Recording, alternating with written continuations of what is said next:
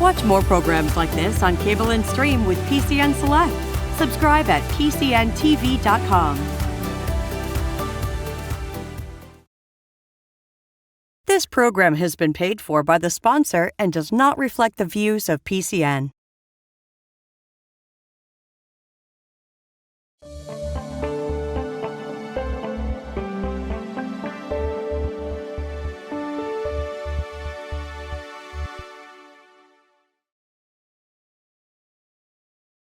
Happy Sunday and good afternoon. I'm Chad Dion Lassiter of the Pennsylvania Human Relations Commission, host of our show PHRC Speaks, Fair Housing and the 21st Century. And I'm here with an amazing human being who happens to be one of my favorite people in the Commonwealth. I'm here with Andrea Custis. She is the president and CEO of the Philadelphia Urban League. But briefly, she's going to tell you a little bit about her and things that she did prior to getting to the Urban League, because I think for our viewing audience, that would be really, really wonderful for her to do. Welcome this Sunday, Andrea. Happy Sunday to you, Chad. Feels good today, right? Yay, happy Sunday. Thank you for having me. So I've been here at the Urban League. I'm in my 4th year. I cannot believe that time went by so fast. Before I started here, I worked for Verizon Communications. I said when I describe it, I tell people I worked every day, I loved it, and I happened to get paid. I've heard from 3 of my people today when we were feeding kids 18 and under. And so a couple of people called me while we were driving, and I was with another site supervisor, and they were like, oh my God, the people still call you all the time from Verizon. I said, yeah, we were like a family. So I was there for 31 years. I was almost in every department you can think of, HR to operations to marketing, everything. And so that was a wonderful 31 years. I also was able to be successful and get to climb that ladder to be a president. So I'm very happy for that. I was on the board here at the Urban League of Philadelphia for 6 years under the famous, most wonderful Pat Coulter. I aspire every day to be half as good as Miss Pat Coulter. She is an institution in and of herself. So I'm so happy to be here today, and I can't wait to tell you all about the wonderful things that we're doing. Certainly. And for our viewing audience this afternoon here on Sunday, we'll be discussing home ownership. And so that leads me to, the whole aspect of the Urban League. Could you just briefly share with our viewing audience, what is the Urban League and what do they do? Okay, so if I did the elevator speech for you, I would say social justice. And what does that mean? Speak up and speak out on those issues, whether it's education funding, fair funding, whether it is voting suppression, criminal justice reform, police reform, almost any of those social issues, we speak up and we speak out. And we do that in Washington, D.C., we do it in Harrisburg, we do it with city council, and we do it at large with our community. And then the other piece is who we are from the day that we were founded, and that is economic empowerment. It is very important, and it ties right into housing. But let me tell you a couple of other direct services that we provide. So how do you build economic wealth, right? How do you build that? First of all, education. So we're in the system with Dr. Height, and we see students who are trying to get to college or those that are trying to enter the workforce. And so I'm really proud of that. The other area is workforce. So I say to people, how do you build economic wealth? Jobs, jobs, jobs, right? And so that's another area. And then today I had just the honor of being on a partnership with our entrepreneurship center here at J.P. Morgan Chase. And we talked about small business and what's going on with the pandemic and how do we survive that and what do we do in the small business? What are the pathways to success, to wealth for small businesses? That was a great conversation at 8:30 this morning. And then the last area, we'll end with housing, but the area before that is health and wellness. One of the things I'm particularly concerned about in Philadelphia, I had been away for like about 5 years. And when I came back, I saw dialysis centers like everywhere up in North Philadelphia on corners. one of my folks and I pulled all of the data, and of course, it's no surprise to you, the highest level of poverty, those zip codes had the highest level of heart disease, right? And everything you can think Yeah. of, all the pulmonary issues. And so, you know, when we look at COVID, right, it was like a perfect storm when it comes to all of the illnesses, and we're in frontline jobs. Wow, thank you for that overview. Really much needed and really just great work. When looking at home ownership, what are some of the main benefits of purchasing a home from your vantage point? Okay, the first thing I think is I think of my parents, I think of your parents and others. The way you began to build wealth as an African American was through home ownership. And so that is, it helps the community to build wealth. And so I'm so proud of that. And also, if you pick right, and usually people do, we've had some of that ups and down, you know, when we went through some very hard times, but usually it's going to appreciate over time. If you think about a car, when you pull it out of the lot, it already depreciated, right? It certainly does. From the day that you did that, where many of us are in a position where we chose well with the education on what we're looking for, and so it's appreciation. The other piece I think of that, and I think about this one when I look at the kids, is its stability. It breaks my heart when I see some parents that have to move from place to place because they're renting and someone decides, oh, I can make more money, so I'm going to kick Andrea out and kick Chad out, and I'm going to bring in a new set of people. And then you see those people down at the school board because now they have to switch their kids to a different school. And that's not good for children, right? When you think about that transient kind of behavior that happens over and over, right? So if I looked at it, and I would also say some of us are fortunate enough to have a profile of like where our assets are. So certainly a home would be in there with other things, like when you do your financial profile, it's like, oh, do you have any stock? What do you own? Everything that you own. So it certainly would go in your financial profile as an asset. Great, and we're great. so excited when we do that, when Yes. we're able to get people to purchase a home. So think about thinking about the seminars that you all do for first-time home buyers. Could you share with us what the seminar looks like, and then what are some of the ingredients that ultimately go into the purchasing of a home? Okay, so it's a 4-hour open class where everybody comes together, and the bulk of it is we make sure we have a lender or lenders, and we make sure we have realtors. So we spend a lot of time around that teaching. And then the other areas I think that you would be interested in is we talk about fair housing. Yes. We make sure that people understand their rights. Many of us don't understand the rights because no one has ever educated us. We talk about foreclosure prevention, like how do you not get there? What are the things that you need to do?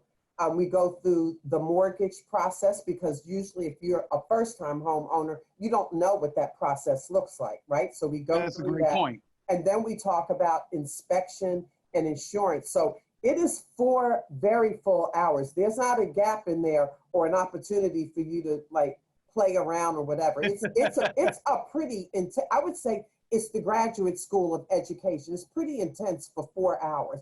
And then we do one-on-one for those that are interested. Then we immediately sign up for one-on-one counseling with our HUD counselors. And what are some of those success stories? So you come to the seminar, I'm a first-time homeowner. Can I give you be a first-time homeowner, purchase a home, and I go through this. What are some of those success stories that you can share with us? I have so many, but there's one, and if I cry, we're just gonna move on. We're just gonna move on and keep going. But we had a woman come to us, 54 years old. She's a grandmother. She had 2 granddaughters. Unfortunately, her daughter got hooked on opioids. So these 2 children, these 2 granddaughters could have gone through the system, which would have been horrible. But she decided that she wanted to take care of them. When she came to us, she was renting, 54, never thought that she could purchase a home. Wow. Never thought it. No one ever told her she could. She didn't think about it. She wasn't exposed to it. So we said, you came to the right place. All we're asking you to do is listen and execute on what we're saying, and we're going to help you. I'm telling you, she is now a homeowner. The two girls have a bedroom. Beautiful. They're in the same school. They're doing well. So their kids are in a stable environment with just nothing but love from their grandmother. I am so happy. I cried when the day that she went to settlement. I did. I will tell you, I was a softie. I cried because I was so proud that she stuck with us and listened to the counseling that we gave her. Well, one of the things I like about, and even though we're talking about home ownership, I still think that it's still a remnant of leadership that has to always be mentioned. And one of the things I really admire about you, and I want our viewing audience that, this upcoming Sunday and future upcoming weeks is please Google this woman here. Please Google our guest. Please Google the National Urban League. Please Google the Philadelphia Urban League under her leadership, is because even as you were telling the story, there is a authenticity and genuineness to who you are, that you're okay being vulnerable against the backdrop of fighting for economic justice and just justice in general for individuals. So I really appreciate that. But as we talk about these good moments and these, opportunities where people get the right to understand that housing is the right of every American. We have the Fair Housing Act because of housing discrimination. Could you speak to what are some of the structural and systemic barriers to home ownership? So I think it's a couple of things. We know that in this country and in this city, everywhere, none of us are immune to it. We know the stories over and over about how I would walk in to a home and with the intent to purchase, and I like it, and someone tells me the house is sold, it's no longer here. Then we send a white female right after me, and now the house is for sale. So that's out and out discrimination based on race, right? So we know that that exists.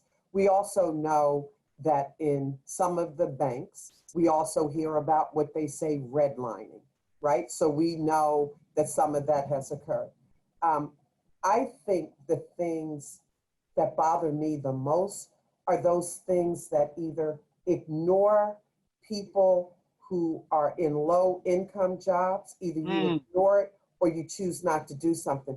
That's a little bit tougher. So let me give you an example. Please do. If you look at, let's say I'm Andrea Custis, and my income would be lower and you're middle class, right? So we go to the bank. You're able to do some things that perhaps I can't, right? Because I don't have the money that you have in order to do a down payment, right? And to go through settlement. So how much do you care? And how much do you know that you can still balance both? How about some low income down payments? How about that I don't have to put up as much? Also, how about also giving me some incentives as a low income person, right? Like I look for those like laboriously to make sure that we have something to offer. Like the city was offering $10,000. In the Urban League, I don't have a lot of money, but I said, I'll do $1,000 if they come through and they get it. So how about the banks? Can I have some incentives and may I have a lower payment plan? And also another area is for those who have had the pleasure of going to college. Sometimes we get in trouble with student loans.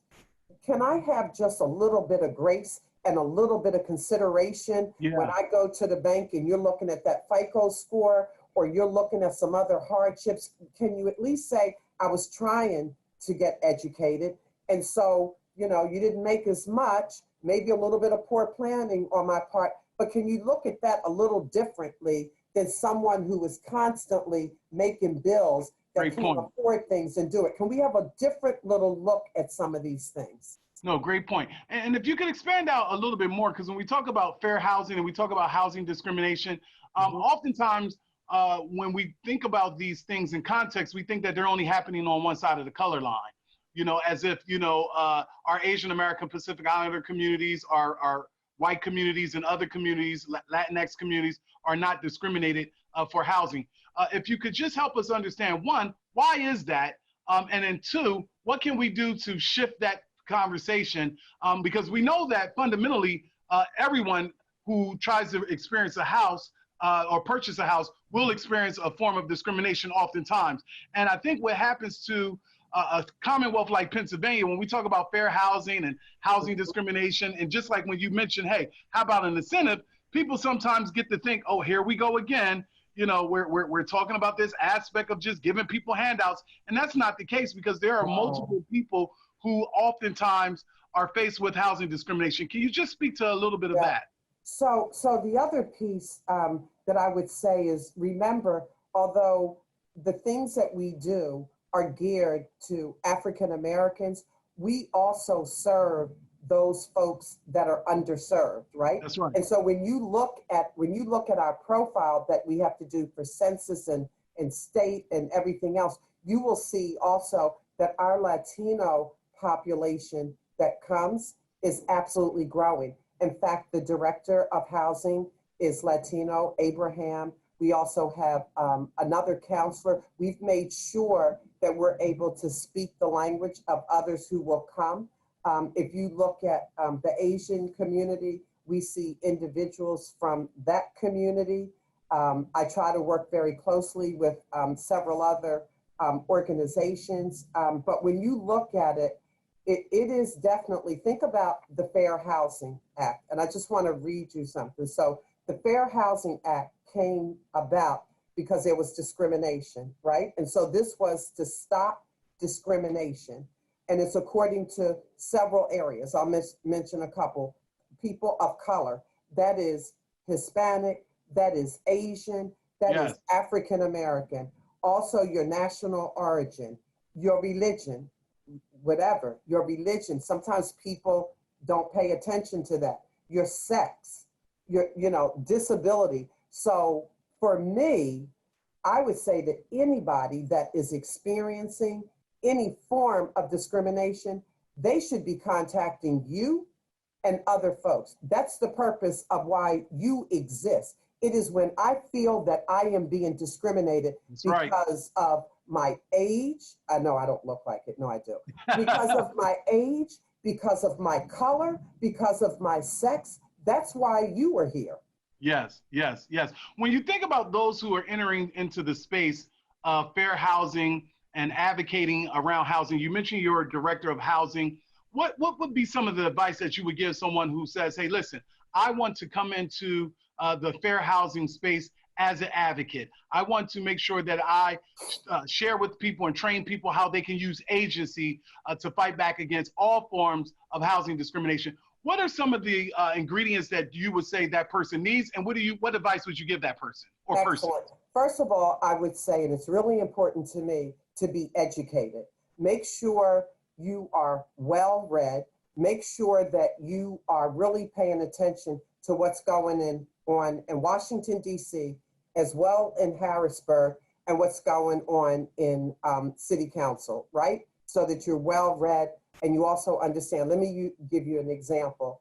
City Council passed several bills that had to do with housing, right? Yesterday, I testified virtually to Harrisburg. It was like about maybe 7 of us who testified. And it was to ask the Democratic Policy Committee to pass three bills. One was on that before a tenant can kick you out, that they have to make a payment arrangement. So it is the tenant and it's the landlord that we want payment arrangements, right? That's a really, really big one because of what's going on with COVID-19, unemployment, and so on. And the eviction rates. And the eviction rates. And the eviction rate. The second bill was that we said, please do not do late fees. Please do not do late fees. And I know for me, I literally pictured when I testified on that, I pictured that I was down and out on the ground and somebody went by and they kicked me. So if someone is suffering from unemployment, being furloughed and just the lack of money that's coming in, why would you charge them a late fee during this? That it happened to them. They didn't make it happen. All the people I talked to, they're praying that their employers bring them back, right? And then the third one was one that I know is near and dear to your heart because of the work that you do, Chad. And that is that we give people all of their legal rights, that we make sure people understand all of the legalities, that we make sure that they understand what their rights are. That's so right. I can't stress that one enough, right? So we have 3 bills that we talked about. So if you want to be an advocate, come and jump on this one, on this train with the Urban League or any other organization. Another amazing organization to me is the Community Legal Services, right? Yes. And so they testified yesterday too. So you have a right to go in there and get legal advice and legal help. And so we want advocates to be aware of all of these things and just come with us and absolutely advocate. Come with us to DC, with us to Harrisburg, to City Council. I write letters. I write a lot of letters. They know who I am. I write letters to City Council because I get some of that. Okay, good job. Yeah, certainly. Yeah. And we know that when we look at the Urban League, that you all are leading the charge as it relates to equity against the backdrop of a housing shortage and the evictions and all the before mentioned. How can we encourage others to become advocates, both from a policy perspective and also from an activism perspective, in your opinion? Right. So I just think the piece about the Urban League that I so love is the first thing I said to you was social justice, didn't I? I said, speak up and speak out. So there's an opportunity for everybody when you start talking about being an advocate. Just get to the organizations of the areas that you're interested in and housing and absolutely get involved. I mean, I make phone calls. I made a phone call to Congressman Evans to say, okay, and you got what, $30 million to do what? And what was that for? I called over to PHA. Tell me about what you're doing, right? So I would say, I want you to be inquisitive and I want you to have the courage and the confidence and I want you to care enough that it's not okay to sit by and watch these social injustices. Like how right now, I remember saying to some people, how can I not speak up about mortgage default now and renter eviction? Because it is a crisis. The housing is a crisis, not just here. And you've heard me say that on a Biden call. I said it's a national crisis. What do you recommend? What are you doing about it? What is your campaign saying about it, right? I asked that to my Republican friends and I asked that to my Democratic friends because you can't sit by. Do you think I'm going to sit by and watch people get evicted and in default and let them be homeless on the street? Now we're going to increase homeless people. My heart will not let me do that, Chad. So I say to anybody viewing, listening, please come with us and help us advocate on these issues that are so important. Think about the kids, right? So think about a child, think about the family, think about the city of Philadelphia, think about the state of Pennsylvania. Get involved, help us. Ladies and gentlemen, hopefully you saw that passion. We have a few more questions before we conclude, but I want to go back to something that our esteemed guest just verbalized. She said, advocating for people. We're in an era right now with the pandemic of the coronavirus against the backdrop of the pandemic of hate. And a lot of times we get caught and seduced into, one side of the color line. But I don't want you all to let what she articulated be underscored, because when she was on the call, she and I and some others were on a call with presidential candidate Joe Biden. She was advocating for all people around housing equity, housing fairness, and social justice that's tied to those themes. And so we have to remind ourselves that oftentimes we're tending to sway on one side of the color line because of ethnocentrism. And that's why I wanted to have you, and you so brilliantly did it, sparse out for us how people of all ethnicities and races and genders are impacted by the housing crisis that we find ourselves in. And Well, we have to really do something yeah. about it. Chad, when we were testifying yesterday, a good portion of the people who were testifying represented central area, and I used to live in Lancaster, very familiar with Harrisburg, and they were also from Western area, all areas in Western area, and they all had a similar message. I was just talking to a congressman, Republican, and I was asking him to vote for these three bills.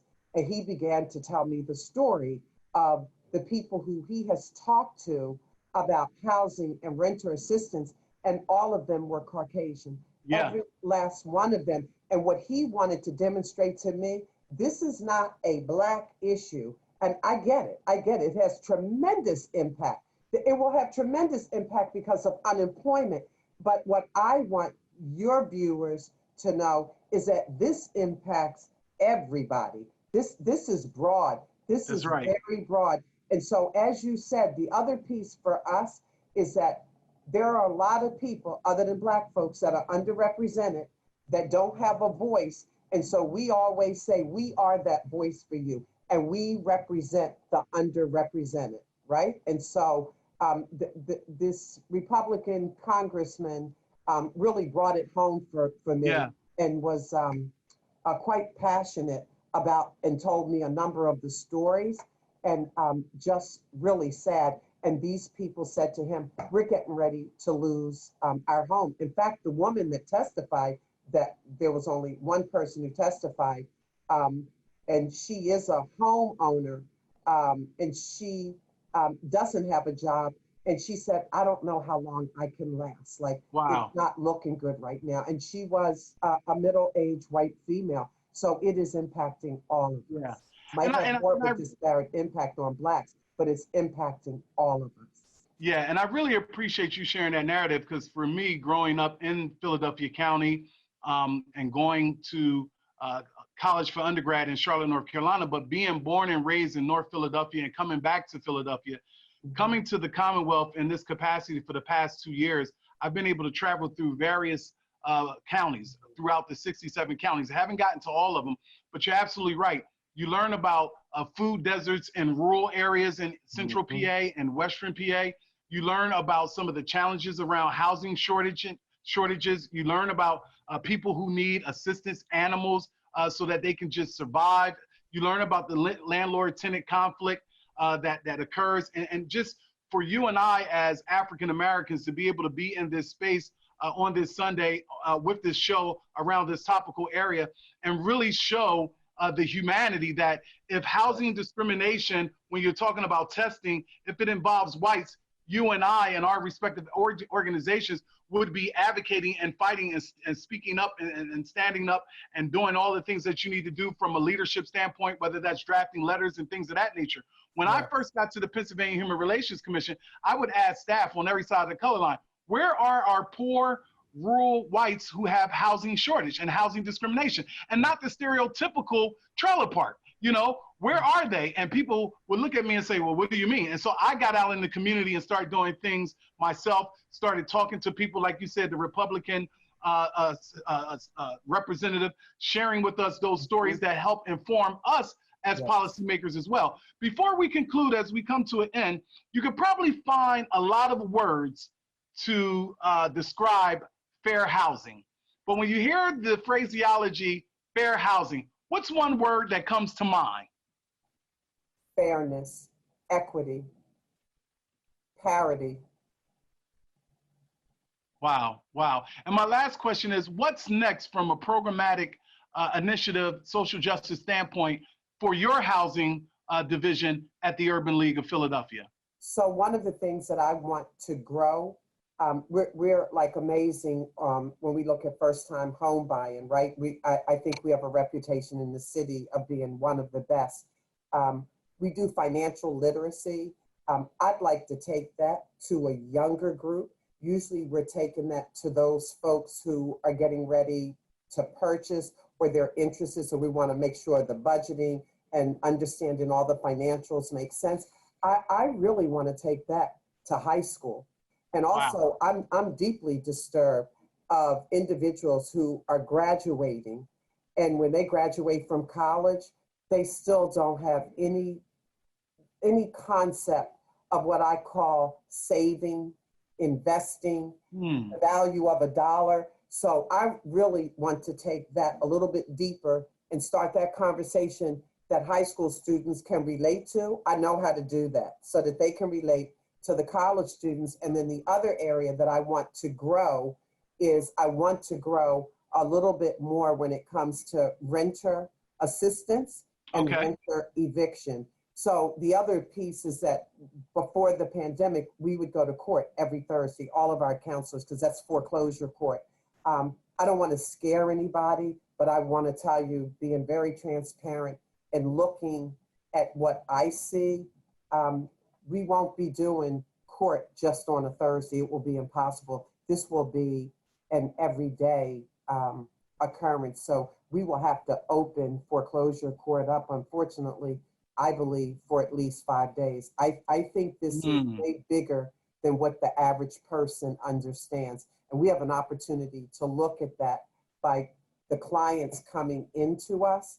And I understand whether or not they have an opportunity that they will be able to make a payment plan if that's part of the bill and be able to keep current and make it.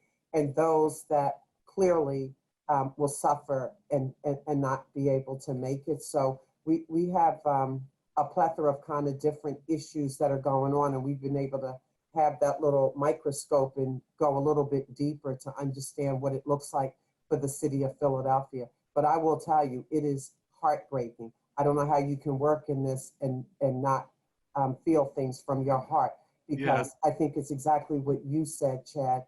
It's love, it's care, it's humanity. You know, we can make money and not be bullies. We can make money and also have a sense of care for our fellow brothers and sisters that are there. There's a way to do both. I've seen it done nicely. So we just need a little bit more of that heart. Yeah. So as we end, I just want to thank you for your social justice vigor, your passion, just how organic, fluid, and authentic you are as a leader. We can take all of that you are as a leader, and you know, I don't placate, ingratiate, or display with false generosity or provide platitudes, but we could take all that you are as a leader and utilize it as a model, because when you speak out forcefully, you're not doing it to embarrass anyone, you're doing it on behalf of humanity. And I think that, you know, we could become a better Commonwealth if we spent time at your footsteps, listening with our total spirits and learning. Once again, I want to thank you for being our guest on this Sunday. I want to thank you to our viewing audience. We want you to be able to, like I said, go to the website for the Urban League of Philadelphia. You know our website with the Pennsylvania Human Relations Commission, and hopefully you've enjoyed our interview this afternoon on home ownership, and you've taken some ingredients away from this. Thank you very, very much. Thank you. It's been my pleasure. Thank you so much, and happy Sunday. This program has been paid for by the sponsor and does not reflect the views of PCN. To get your program on PCN Fusion and for more information, contact info@pcntv.com.